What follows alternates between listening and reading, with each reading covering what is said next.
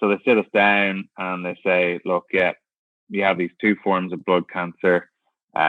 Acute lymphoblastic leukemia means there's blast cells in your blood, which is really bad, highly dangerous. Could It does develop very quickly once you get to that blast stage, and that's what's happening in you at the moment.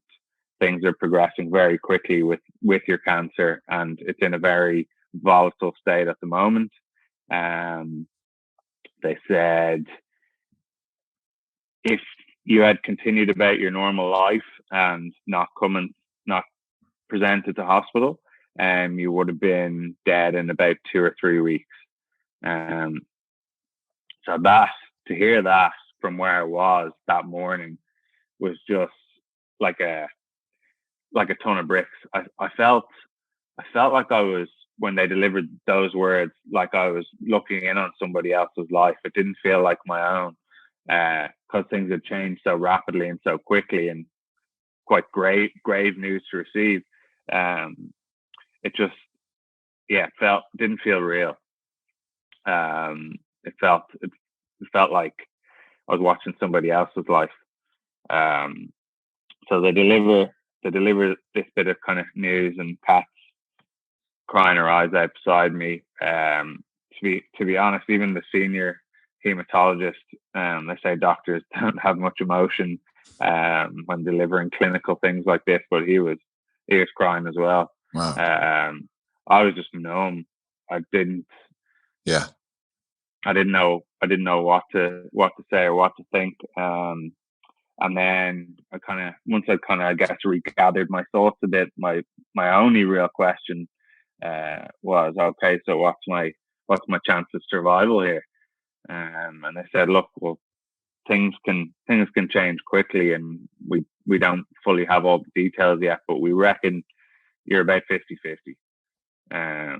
So again, pretty harrowing thing to hear, and not something you expect.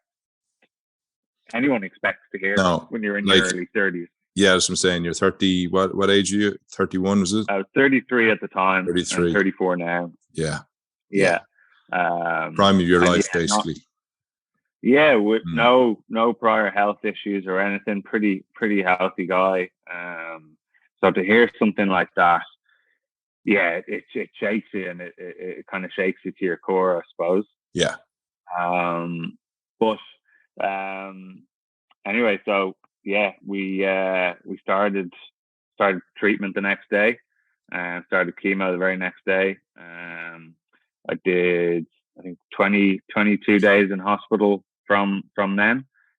Were you given a kind of game plan of what needs to be done and what you needed to do? Yeah. So they kind of mentioned their goal is to get me into some form of remission through chemotherapy. And then from there, given the aggressive nature of what my, I guess, blood cancer turned into, I would need what's known as a bone marrow transplant. But when they're telling me this at the start, they're like, look, that's the long-term goal. We need to find a donor first. We need to get you into remission first. We need to hope the chemo works first. There's all these bridges we need to cross before we can even get you to that point. But that's the long-term goal.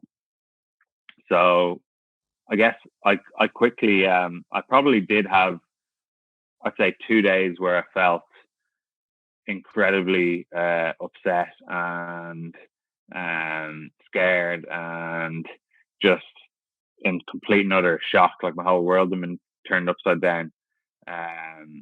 But that quickly turned to just pure determination and positivity to that I will get through this no matter what they throw at me.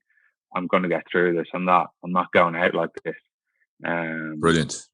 That's a huge mind shift, isn't it? Or a change of mindset.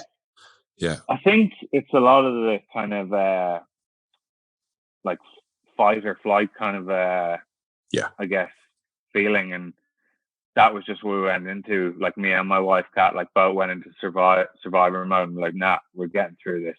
And didn't want any kind of negativity from anyone, didn't want anyone feeling sorry for me, didn't want any of that. I just wanted like positive vibes. Was going to get through this, and that was that. There was no two ways about it. I didn't even, and I'll be honest, like, after those first few days, I did not even think about things not working or things not going well for me. I was sure they would. And I didn't let those, I guess, scary thoughts creep into my head or consume me. I wouldn't allow them to, and I wouldn't allow anyone around me to, that I was close with and spoke to me a lot, to mention anything like that or talk about things like that, because I was like, no, it's not going to happen. I'm not letting that happen to me.